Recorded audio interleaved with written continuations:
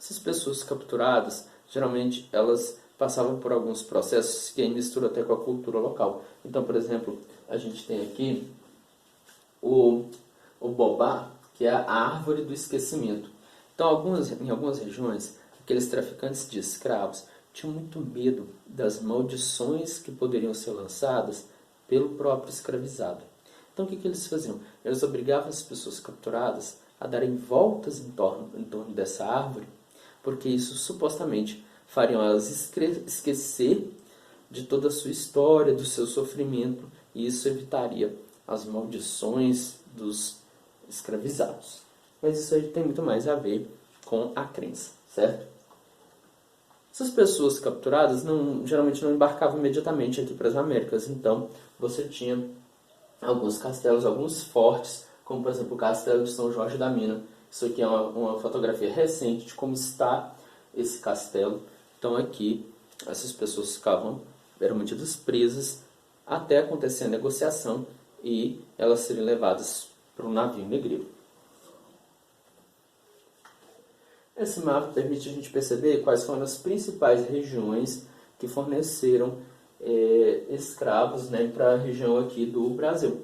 Então você tem principalmente no litoral oeste da África, mas um pouco também aqui da região de Angola e Moçambique, certo? E então são essas regiões de onde saíram a maioria das pessoas escravizadas.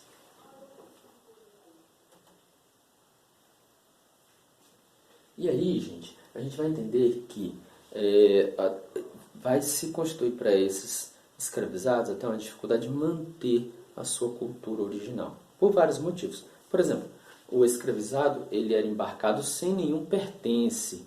A pessoa não traria lá da África bens pessoais. Eles eram misturados, então pessoas de várias regiões diferentes, falando línguas muito diferentes. Então até por isso foi uma dificuldade que de alguma forma eles conseguiram vencer, né? Mas para esses africanos desenraizados tentar consolidar a sua cultura aqui no Brasil. Sem falar em toda a pressão que eles sofriam para abandonar crenças, costumes, que aos olhos de um europeu cristão pareceriam pecaminosas, questão de idolatria. Então, a própria manutenção de uma cultura afro foi uma forma de resistência muito importante. O que eles traziam aqui para as Américas? Basicamente a sua memória, basicamente as suas lendas, as suas práticas religiosas, a sua habilidade com os instrumentos musicais, e tudo isso teve que ser reconstruído na medida do possível aqui nas Américas. Até considerando que, por exemplo, nem família era mantida junto. Era muito comum pais, esposas, filhos serem vendidos separadamente.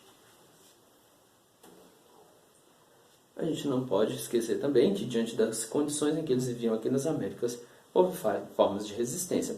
Essa resistência poderia ir desde incêndio nos canaviais, né, nas lavouras de cana-de-açúcar, até ataques aos capatazes, a fuga das fazendas escravocratas. Então existiram várias formas de resistência. Então a gente tem que romper com a ideia de que a população escravizada estava sempre ali como vítima, parada, simplesmente sofrendo essas agressões. E outras formas de resistência que não eram, né, tão diretas. Por exemplo, furtar coisas ali da fazenda do senhor de escravos para um dia ter condições de comprar sua alforria. Também era uma forma de resistência, certo? É aí que vem a figura do Zumbi dos Palmares, né, que foi o líder de um dos quilombos mais famosos. O que era o quilombo? Era aquela comunidade formada por pessoas que fugiam das fazendas. O quilombo de Palmares, então, foi um dos mais famosos daquele período. Houve várias tentativas de destruir o quilombo de Palmares, mas a maioria delas foi mal sucedida. A população conseguiu resistir àquilo ali, né? Mas no final das contas ele acaba preso e executado, né, pelas autoridades coloniais. E o dia da execução do Zumbi dos Palmares é que deu origem, então, ao Dia da Consciência Negra. E aí, infelizmente, nesse período que a gente vive, muitas pessoas foram para a internet falar umas besteiras, falando que era ridículo essa coisa do Zumbi dos Palmares ser é considerado um exemplo, né, um símbolo da luta dos afro-brasileiros, porque na verdade o Zumbi dos Palmares era um assassino, que o Zumbi dos Palmares ele mesmo tinha seus escravos, enfim. Primeiro detalhe, Zumbi dos Palmares não era realmente a pessoa pacífica, por quê? Os brancos não deixavam o quilombo em paz. O quilombo era atacado com certa frequência.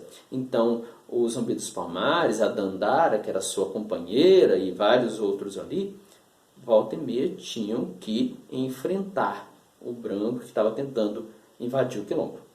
E essa história de que Zumbi também tinha escravos, isso começou, nem se sabe como, porque não tem nenhum documento, nenhum estudo histórico que permita afirmar essa lorota de que Zumbi dos Palmares tinha escravos, certo? Isso foi criado aí pela cabeça de alguém, provavelmente motivado por racismo mesmo, pessoa que não reconhece toda a trajetória, toda a luta dos afro-brasileiros contra o racismo, contra esse legado perverso da escravidão.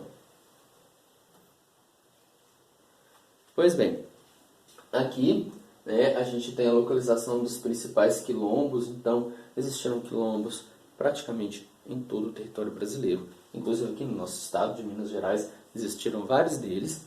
E esses quilombos dão origem agora, recentemente, às terras quilombolas. Então existe também toda uma luta do movimento negro, dos quilombolas, para que a propriedade daquela terra seja reconhecida como terra dessas comunidades, desses grupos de afro-brasileiros, descendentes daqueles moradores do quilombo lá do passado, para que essas terras não sejam tomadas, por exemplo, por fazendeiros. Então, nesse mapa aqui, com dados de 2016, você tem aqui, tinha na época, 1525 terras quilombolas em processo de legalização, que são as na cor laranja, e na cor verde, as terras quilombolas oficializadas, reconhecidas pelo governo brasileiro. E aí, gente, isso envolve vários interesses, várias brigas. Então tem gente lá no Congresso, deputados interessados em legalizar logo a invasão de todas essas terras quilombolas. Então isso é uma disputa muito grande, só que muito injusta com as famílias, dos quilombos, as famílias quilombolas, porque elas não têm o mesmo poder político, o mesmo poder econômico para disputar a posse por essas terras onde elas vivem, na verdade, há séculos.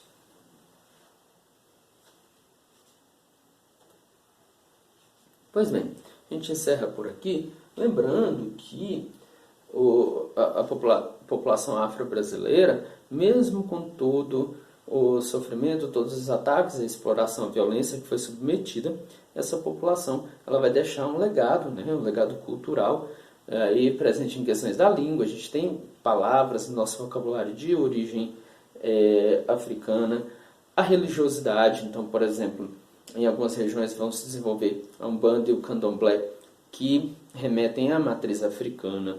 A questão de instrumentos musicais, depois o samba, enfim. Então tem uma marca, são várias marcas, na verdade, que vão sendo deixadas aí na cultura brasileira a partir da experiência, da resistência, da luta desses povos afro-brasileiros.